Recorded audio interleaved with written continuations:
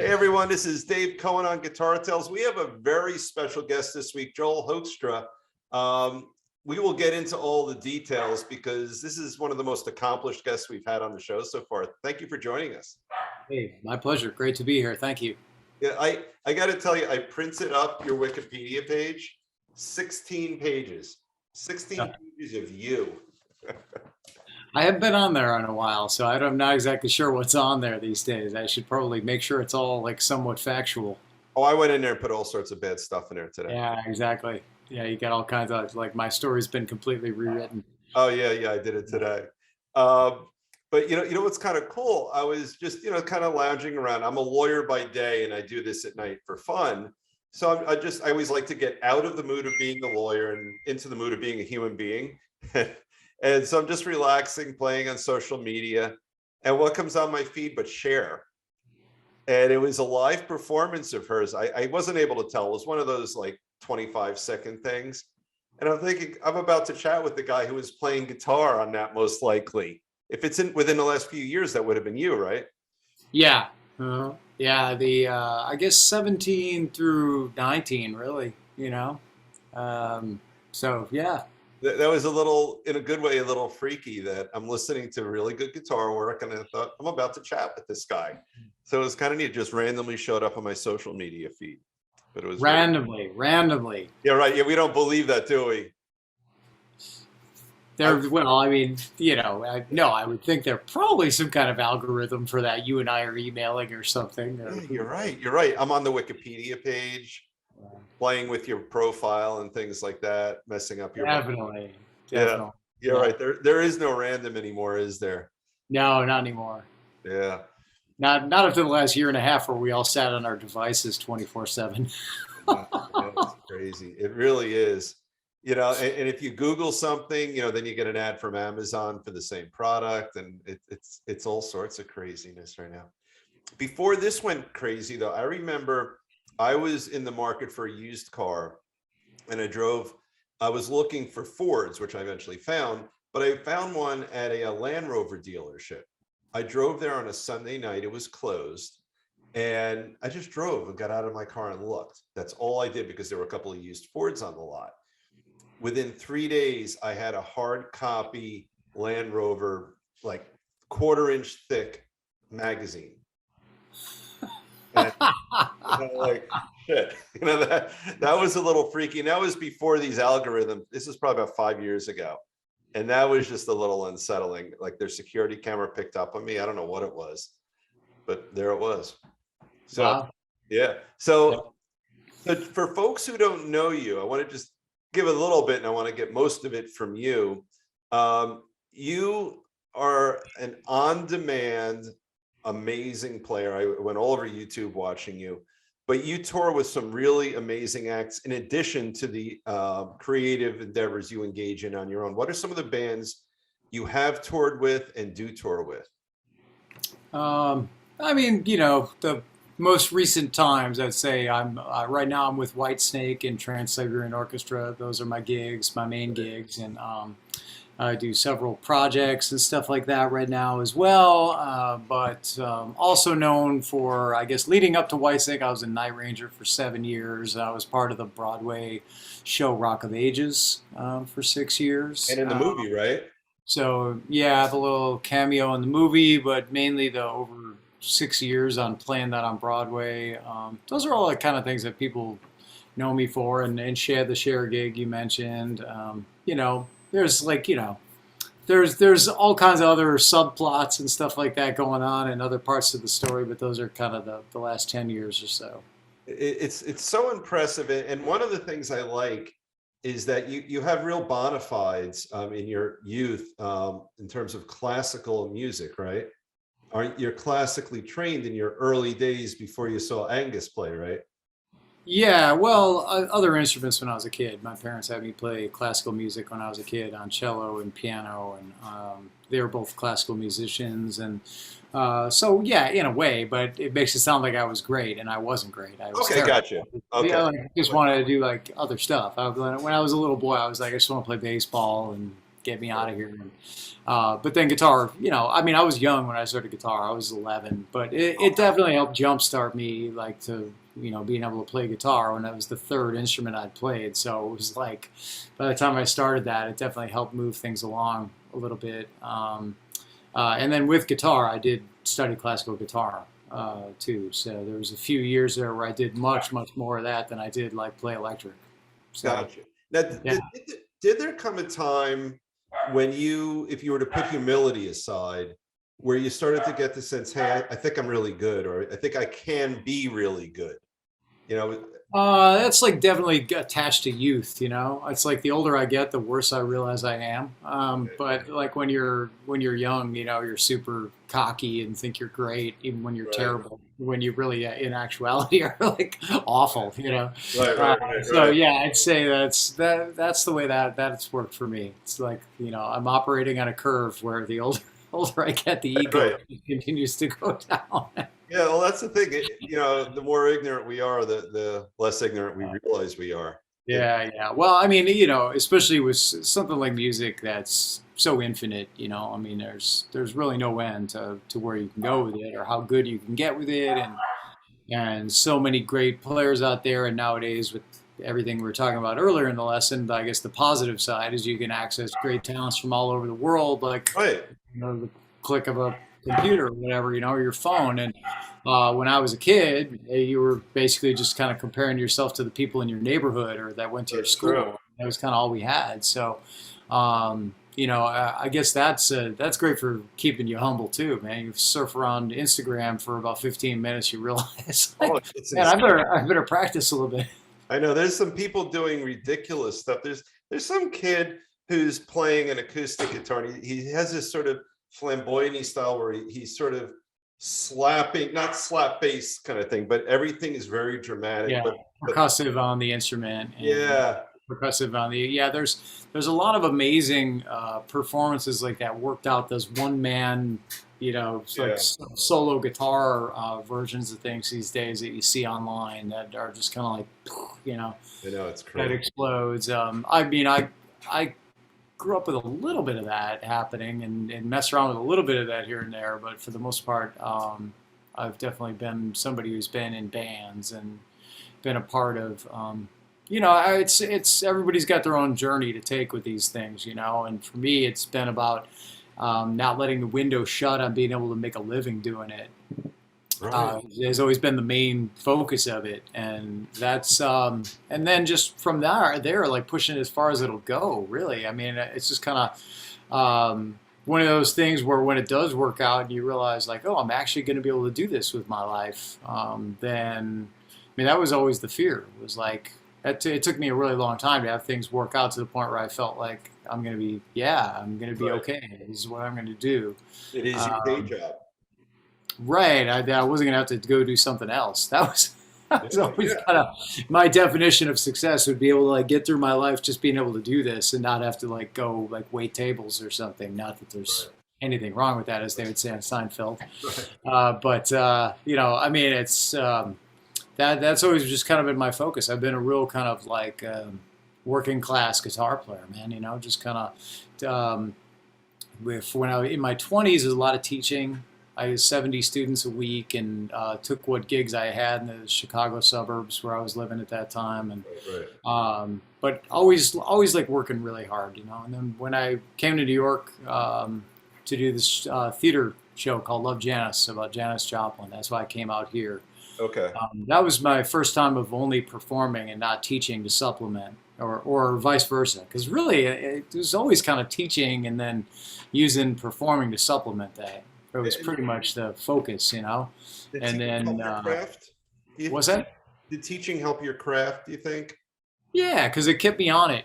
I mean, when you teach, you play guitar 5, 6 hours a day. There might be some of it that's a little bit better for you than others, but the bottom line is you're still playing guitar 5, 6 hours a day. That's better. For me, there was like those two approaches. Like you can make your living with your guitar and try and get there, or you can hold down a day job and try to get somewhere big with it. Make the business connections to. Yeah. There was always those two approaches, and I always went with the make a living with the guitar thing. That was always more my goal than the. I watched a lot of friends who would get the day job and they'd say, no, no, no, this is just to support me as a guitar player while I'm doing this, and then you just watch the day job completely consume their life, and they Right, barely right, play right. their guitar. And so for me, it was always smarter just to make guitar my thing and just like we'll take it as far as it'll go. And as it turned out, I can't really complain, you know. Well, it seems like you've kept yourself busy, and the question that's running through my head is, was it like something like stopped on a dime and turned where suddenly you became in demand, or was it sort of a slow thing? Slow, totally slow. Yeah, like that's like to the point where you barely notice. It's just like Okay. each individual gig that you get, you feel like you're taking a step. But there was never, you know, some, well, you can look at it a bunch of ways. You can look at it as a bunch of big breaks, or you can look at it as a bunch of smaller breaks, you Right, know. right, right. But yeah, I'd like to say it's just kind of, I mean, the story kind of as it would go would be like that gigging in the Chicago area to getting Love Janis out here, kind of doing some oldies bands like playing in the Turtles and Big Brother and the Holding Company, because their guitar player Sam was the music director of Love Janis, and Okay. so I got kind of pulled into doing a little bit of that. And one of my subs on that show played with the Turtles, so I started as a fill-in and ended up being in there, and then all the while back in Chicago playing with Jim Peterick, who would play his once a year, twice a year events, these world stage events in his house band, and that really led to Night Ranger at the time. Tell me, let's slow that one down. So what's the Night Ranger connection? How did that occur? Yeah, so well, Jim Peterick, who most people would know from the band Survivor, Right. also founded the Ides of March. So he wrote a lot of big songs. Just he wrote "Eye of the Tiger" and Okay. all those Survivor hits, 38 special hits, those that and so anyway, he'd have these events called World Stage where all those guests would come out and they'd sing a few of their hits. And one of those guests every year was Kelly Kagi, the drummer from Night Ranger. So I was in the house band and would be part of everybody's songs as they would come out. And Okay. so even while I was in New York doing Love Janis, Jim would still fly me back, and I would go like pretty much right off the plane right to the venue and go play down like these 30 something songs. And so as it worked out, oddly enough, Reb Beach was playing in Night Ranger at the time, so who's now my guitar partner in Whitesnake, right? So Yeah. he needed to miss a show. I think he had to play with Winger, and so Night Ranger was either going to cancel this gig, or Kelly said, "Hey, I know this guy that plays with Jim that'll like get off, learn 30 songs, and get off the plane, and like just play down the gig, and let's get this guy to come in." And so that was basically my audition. Was like a gig, Oh, basically. that's great. Like, we'll meet you at the gig and see how it goes. So, yeah, that was my inroads there. So, yeah, like I said, it's all kind of watching things kind of move forward through all these things present opportunities. And so, yeah, through playing in Jim's World Stage thing to Night Ranger, and I would say through doing pit gigs in New York City. I was subbing just as for a friend of mine who was he's more of a traditional like pit musician, right, Right, right, right, on right. Broadway. And what ended up happening there is the keyboard player from one of those shows became the music supervisor of Rock of Ages. So that's how that happened. So it's like through doing something that you'd go like, well, why are you even doing that? And then so you get kind of rewarded in the end, and then have 6 years of basically playing steady on a show on Broadway. So that's the story there. And really, the TSO thing kind of came about through, I'd say that's both that stuff combined, because Alex Skolnick needed to take a year off, basically, at the time was the Okay. approach. And uh, a couple people in the band said, look, this guy, he's in Night Ranger, he plays with Rock of Ages on Broadway. And, I had an audition. And I think really one of the main things is that we were on America's Got Talent as like a guest at Rock of Ages. And, that clip in particular, I think, kind of helped me. Paul O'Neill, I think, was maybe hesitant on my audition thing because I wasn't doing stage moves or anything. I was just kind Okay. of like, as odd as it sounds, I do have a hard time doing that without an audience there. It's like somebody pulls out a flip phone at the time, or like a Oh, right, right, right. camera, and I'm like, I'm not playing with a band. I'm not playing in front of an audience. Like I can't, Yeah, you have to be can't organic about I it. can't act like I'm playing for an arena right now. I felt silly. So, I think there were some reservations about my stage presence, and then I was on that show, and Paul saw that I could perform as well as Right, right. play, and so that helped me there.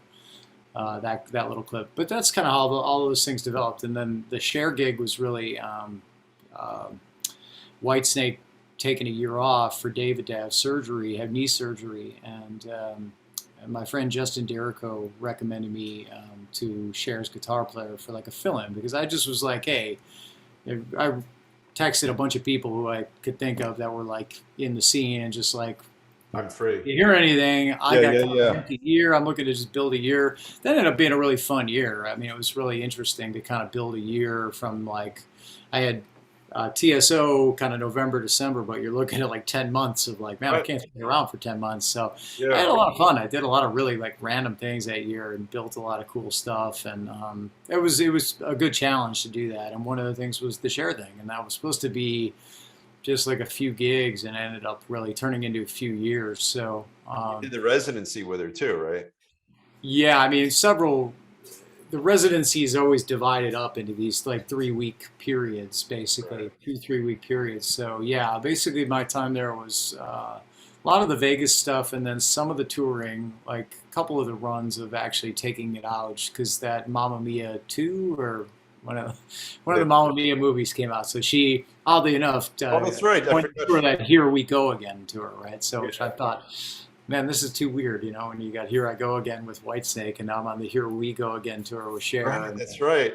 And um, what was it like being in sort of different genres like that? Does it matter one way or the other? Is it easy for you to slide from rock to something much well, that was one of the cool things about the Cher gig for me at the time because you know I grew up learning how to play a bunch of different stuff, taking like every gig there was basically, and more? so Right. I've done a lot of different styles. And so lately, obviously, all the stuff that took off was like this my initial love, like the hard rock stuff, right? Right. So, which is great because that's what I probably prefer the most, honestly. You know, like it's what I grew up on. But at the same time, there's times where it's like, hey, it'd be nice, you know, it was fun to play some different styles and not have people like judge you and stuff like that, right? It was like Yeah. appropriate for the Yeah. gig. It's like fun to get back into like playing disco for like a song with her and stuff like that. And And I would think that's, percussively, it's probably going to stretch your muscles a little bit, right? That's a slightly I mean, it's a fun guitar gig to play because the material spans like 4 generations. It's oh, not that's like true. it doesn't all sound the same. It's like real stretched out. So there's a lot of different styles in there. Technically, not nearly as demanding as like Whitesnake or TSO, but in terms of being able to cop the feel of each of the songs and then be able to like perform when you step out. It's a different. That gig is different in that you're in the back on a bandstand for the gig, Okay. and then you basically step out. Those like 2 moments or 3 moments, and it's either just you or it's like you and Cher. So it's Okay. like, okay, this has got to be like, you know, those moments kind of like define how good the gig was. You know, Right. by the end of the gig, it was like, how did the moment go when I was out with her? Because the rest of it, you How know. would that feel being with someone that intergenerationally iconic? Were you nervous at all? Like the first few times when you would be just you and her on the stage or in the front stage? Yeah, I mean, I would say not like not nervous, but like aware because she never Mindful. rarely she would rarely like repeat the same stage moves in those moments. So I Okay. definitely didn't want to become known as the guitar player who knocked over Cher accidentally on stage. You know, That would be problematic. yeah, Yeah. on like TMZ or something like Yeah. that. Right? Right. So Right.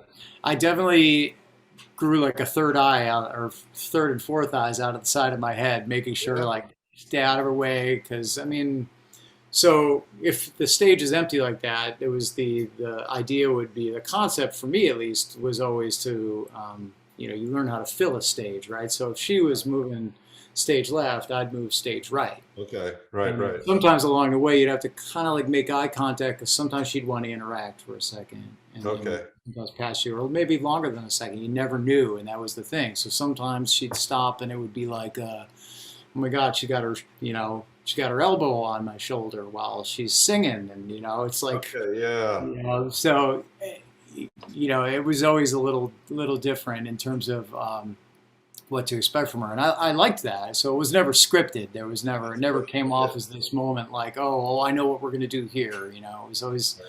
you always had to read what she was going to do a bit.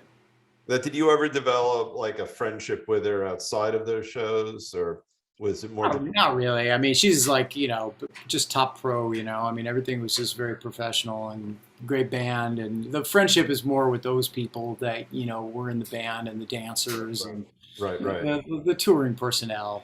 And then, I mean, Cher's totally, very nice and everything, but it wasn't like, I was going to call her up and be like, hey, you want to get coffee? Or, I mean, it's Right. like, she did some real fun stuff with us though. Like she took us all to the movies and stuff like that. Well, that's great. But it's like you're traveling with a large group of Probably people, 50, 60 people at least, right? something I don't know.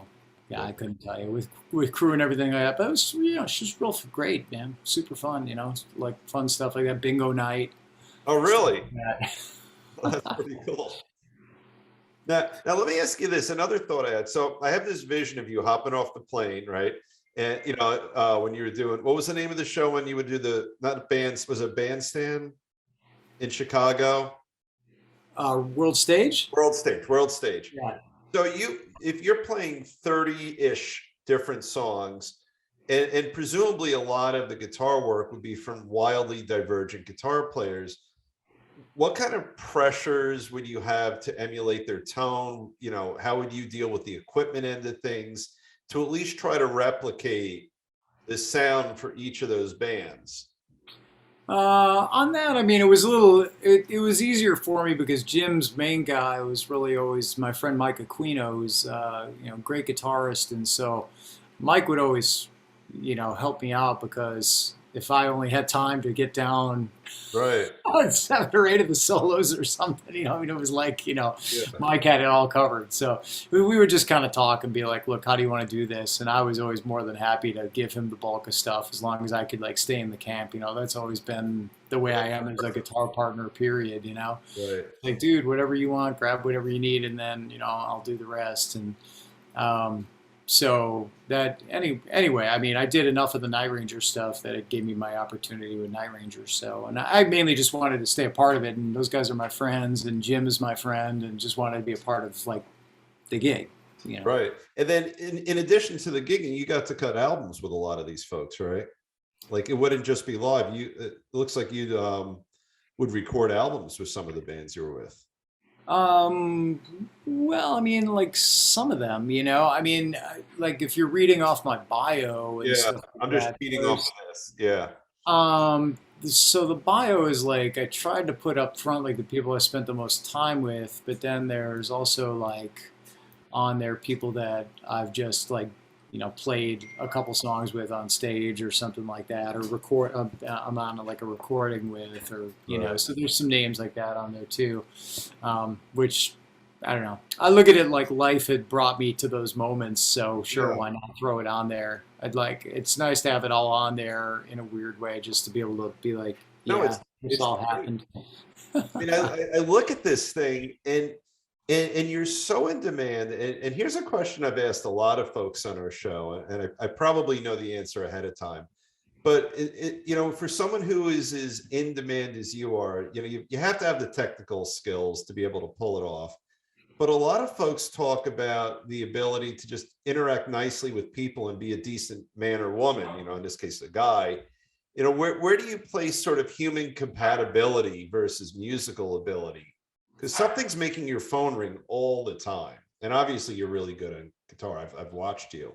But where do you Um, Yeah, man, I don't know. I couldn't tell you, man. I mean, it's really hard to say. I think you just do your best at every turn, right? I mean, it's like nobody bats 1,000. That's important to remember. yeah, It's yeah. very hard to be like always like every single interaction with every single human being like it goes well or whatever. So, I think you just do your best at every turn and just hope that that keeps happening. So, I don't know. I've credited desperation a lot in my life, where I've said like I needed it to work out because I really didn't have any backup plans or anything that was like, well, if that doesn't work out, I'll just go do this because I was like, I'm totally screwed if this doesn't work out. I got Yeah, nothing else. yeah. But you put your eggs in that basket and it's at least played out pretty nicely for you. Yeah, I mean, I've made it this far, man, Yeah. and the world is like, I mean, 2020 was another one of those years where I talk about the challenge, like 2017 was like that when David got surgery and it was like, oh, now I got to build a year without Whitesnake. That's my, Yeah. 10 month of the year band. So, geez, now 2020 was like, you got to build a year without being able to leave your place. Have fun with that. What did So, you do? well, I finished recording my album from my side project, Joel Hoekstra's 13. So that was definitely huge to get that done. And then I'd say from there, realistically, it was a lot of teaching. So I went back to that for the first time in like 20 years, Okay. which was nuts, on like virtual, doing like 30 students a week. And then I was doing cameos. I did like quarantine, a lot of those collab videos to stay Yep. like kind of out there in the digital world. A lot of that stuff, which was fun. I got to play with a lot of people who'd kind of been on that list of like never worked with, but someday, Nico McBrain and Billy Sheehan, Arnel Pineda from Journey. Um, who am I missing on this list? Dino Jalusic. I'd always wanted to do stuff with him, and so like a lot of these people, Mike Portnoy. So it's got to work with all these guys during that time, and then the Cameo thing. Did a lot of like playing guitar for people on Cameo, and That's good um, stuff. Yeah. so I stayed really super, super slammed busy and lots of sessions too. Lots of people hiring me to play on like a solo on their album or whatever on a song and um, or play on one track. And so lots of that. Like right now I have four. I'm probably going to do that when we're done tonight. Like I've got like four songs waiting from people. I still get hired all the time to do that. People just hire me to play on a track or whatever. Um, and today is not a teaching day, but I just got done with the 5 days in a row of that. And so I'm keeping it for now. I taught every off day of the TSO tour. I just finished the TSO tour, and Okay. there's typically 2 days off a week, and I filled them with teaching. It was like we couldn't really go out because of the COVID scene. Yeah. So I was like, as long as I'm sitting in my hotel room, I might as well I'm going to be playing my guitar anyway. So I might Right. as well teach and do this. So yeah. Anyway, that's kind of been that's been a big part of things. But I'd like to think I kicked its butt, man. 2020 was like I made more money doing that than I probably did being out on the road the previous year. Well, I think we started these shows, like we weren't doing Zoom. We were just in the studio. And Yeah. then this whole, we call it our fireside chat because we did one in front of my fireplace. But COVID forced us all, I think, to be a little resourceful and really tap into our creativity. And I think we had to work really hard to keep that work ethic going really in a situation that begs us to be couch potatoes. Yeah, well, I think once I wrapped my head around the fact that it was going to be a long wait, Yeah. that's when I really went like, okay, I'm not just going to sit around and like wait for touring to happen again. So it's Right. time to be like busy and put myself to work one way or another. I mean, at the end of the day, that is just one part of like what being a musician's about. It's not, it's doesn't like totally make up the entire picture, right? Can't think of Yeah. I'm not coming up with the correct term there, but No, look at but the yeah, I think to record is a huge part of it, yeah. and pushing us into doing all these little things. I think it was good for me. It made me definitely more active in the session thing than I had been. I'd been a little like lazier on that because I'd always be touring or have a tour coming up and just say I'm kind of too busy right now. And certainly cameos and lessons. I really wasn't doing much of that at all, like just a very little bit. And now I kind of see like, hey, that's still a very valuable thing to be able to do because I did it for so long that I'm still like, you know, I guess pretty good at teaching. I'm able to still actually articulate my thoughts and because I had 10 years or so of doing that 70 students a week, right? It's a lot. That's a real lot. And That's a lot. Yeah. and the cool thing is, like when you're playing out, you're making people happy, you're spreading joy by, giving them music. But when you're teaching, that's a whole different level because you're setting up a whole army of musicians to make other people happy and themselves happy with music. You think Yeah, of well, it, you're helping other people kind of realize a lot of what their dreams are with music, which right? is fun, you Yeah, know, and cool. And everybody's got different ambitions. My thing is I always preach what worked for me, and that's the consistency. You know, when you mhm, play guitar, I always tell people the number one thing is that to try and play your guitar every day while you're taking lessons from me. Try to play your guitar every day, and that's harder than it sounds because people might be like, "You mean I could just pick it up and play for 2 minutes?" Yeah, right, right. but the thing is that if you do that, if you do play every day, I've never known anybody that played every day that wasn't good Yeah, ever. So I mean, it's like just do that, and I'm like, there's gonna be times where you're gonna look at it and be like, no way, I just worked right, 12 hours, I just had the worst day ever. right. I'm like, Or I don't like what's coming out of my own hands right now. if you Right? can go over to your guitar and pick it up for 2 minutes, then you're still going to be the person that wins the battle. So you just got to be the person that keeps picking it up no matter what. Yeah. And, So people get themselves they set themselves up with unrealistic expectations. I think mhm, because the bottom line is the window probably shut on a lot of them if they're adults to be able to become a professional. Um, and so it's a different thing than I was. For me, I was trying to scoot through before the window shut, right, right, right, and right. kind of got through. Now they're sort of like just trying to find a way to make it a good hobby. So if there's somebody who's saying to themselves, "I'm going to still work this long job and have my family and I'll practice 3 hours a day while I'm taking lessons from this guy," that might not work out for them. Like I mean, they might find out after 2 days or 3 days that that's burnout level, and then they go, Yep. all right. So that's why I just tell people like, look, just make it every day and it'll fit into your life. You just got to make it part of your life. That's all. Yeah.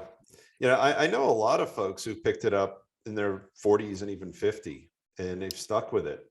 It's still a great, bottom line is it's still a great hobby. It's like it Yeah. doesn't, playing guitar doesn't have to be on a professional level. And you don't even have to um, you don't even have to be a pro to be good. I mean, there's a lot of great amateur players out there too, They like really are. still achieve like greatness and still work some other gig. It's Yeah. like that's fine. I have a buddy of mine in high school. We were talking before the show started. I went to the same school as Steve Conti, but one of my other friends, what day one, he had never touched a guitar. Day 365, he was playing mood for a day on a guitar he built himself with his own hands. Wow. And Cool. he's an engineer lawyer now. Like he doesn't do it for a living, Yeah. but just that sort of level of skill and devotion and technical expertise and all that. And he just stuck with it all these years, and he's still a great guitar player, but I don't think he's ever had a gig. He just does it for himself, but he gets joy out of it.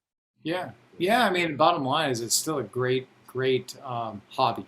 It doesn't have to be Yeah. like somebody's living all the time, to be worthwhile like pursuing. So anyway, that's kind of a lot of the teaching mindset is having to think about that, like where it is for most people. Now, some of my students are younger and they might still have the potential to be like professional guitar players too if they want to do that. Right. That's a pretty brutal thing these days, though, man. It's a whole different The world now, right? the money is very fleeting. Yeah. It's really hard to make money like playing live or recording. So like, how do you do it? The recording is really hard now, I would think, if you're a new one, because The streaming thing is just brutal. Yeah. yeah, I know it's crazy. So what do you have next on your horizon for 2022? So let me pull up my calendar because I should actually probably be like accurate when I tell you. Like, There we go. so I did well. I'm doing some dates like coming up right now with Broadway's Rock of Ages band, right? So that's really just like for me, that's just going back out the band from the show. We just play the full length versions of the cover songs, right? So it's like I get to do a cover gig kind of vibe with my friends who I did the gig with. That sounds cool. So anyway, I got one of those coming up in Jersey, a private event in New York City. I'm doing the Monsters of Rock cruise in February. I've done that for years now. That's kind of like one of my annual That's go back and do it. That's a lot of fun. So I play a set on there, an acoustic set that's called the Hangover Jam, and I give away free Bloody Marys to everybody that comes, and oh, give that's away great. give away merch and just it's a blast. And then we play basketball against the cruisers and stuff too. That's one of my other little things in there. I'm doing a couple rock and roll fantasy camps coming up. Let's see, one in LA, February 17 through 20, and one, it's a ways off, March 31 to April 3. Shooting videos for a project that I have coming out with Michael Sweet, Nathan James, Tommy Aldridge, and Marco Mendoza. So that album, I'm not sure the release date on that, but that should be, fairly soon. Doing some acoustic gigs with my friend Brandon Gibbs in March. And then really, so that's kind of like a lot of the front end of the year. And then Whitesnake is scheduled to really start the UK run in May. So, and then we go UK into Europe, and there's more dates that are going to get announced, and so people can look, keep an eye out for that stuff, and then head to TSO come November, December. So really, as soon as I hit May, I'm pretty much looking at Whitesnake into TSO. Right. So you have a very full dance card for 2022. Yeah, and in the meantime, I'm teaching 30 students a week and doing sessions and stuff and cameos. So like all that stuff kind of like still lives on. Just you never know what COVID is going to do to all this stuff, right? So I mean, it's kind of like I'm assuming that we're going to just kind of keep things open though, and it seems like no matter what, we're going to keep like trying to plug forward through it at this moment. So I'm feeling pretty good about it. I'm feeling like it's going to get into a milder phase, and that's what I'm reading about too. So for all our sake, I hope that's our future. Hopefully. Yeah, you never know these days, man. Like, I just gotta take it as it comes. But that's why I don't like I just continue to do everything, because it's like you don't know where what kind of turn this is going to take right now. But we do know that music will always be there, so that's perfect. It's what form, Yeah, I think at the end of the day, it's for me, it's to continue working at it and never stop doing that. I mean, as close as I came was the top of 2020, just because 2019 had been so brutal with travel. I was on the road 285 days out of that year, Oh, wow. out of 365. So when it hit the beginning of it, I was like, hey, this is like a godsend. I can just be at home for like a month or two in a row and not constantly Little leaving. do you know. Yeah, little did I know. Yeah. Exactly. And then when I was at home for like a year and a half, I was like, yeah, maybe this is a bit much. But Right. yeah. Anyway, which I was, actually more than happy to lay low and kind of wait until real stuff got going. I wasn't the guy banging like at the first gig to be available. It's kind of like, yeah, I'm fine until Whitesnake and TSO. I definitely missed doing that stuff. Well, that's good stuff. Now, let me ask you, how can people find your stuff, so to speak? Just look it up by your name, website? I do all the social media stuff except TikTok. I can't bring myself to do that. I'm not We're going both to do. a little old for it, right? Yeah, exactly. But I do Facebook and Twitter and Instagram, and so people can hit me up there. But I also have a .com still. People can go to my website, joelhoekstra.com, and link over to any of that stuff from there. And yeah, you can even email me through there if you get contact. So that's how people can get in touch if they want to take lessons and that kind of stuff. So. Well, that's perfect. I got to say, it's been a lot of fun chatting with you tonight. Cool. Yeah, likewise. Thank you. Appreciate it. Absolutely. We'll keep our eyes open for you. Have a great night. Thanks so much. You too. Appreciate it.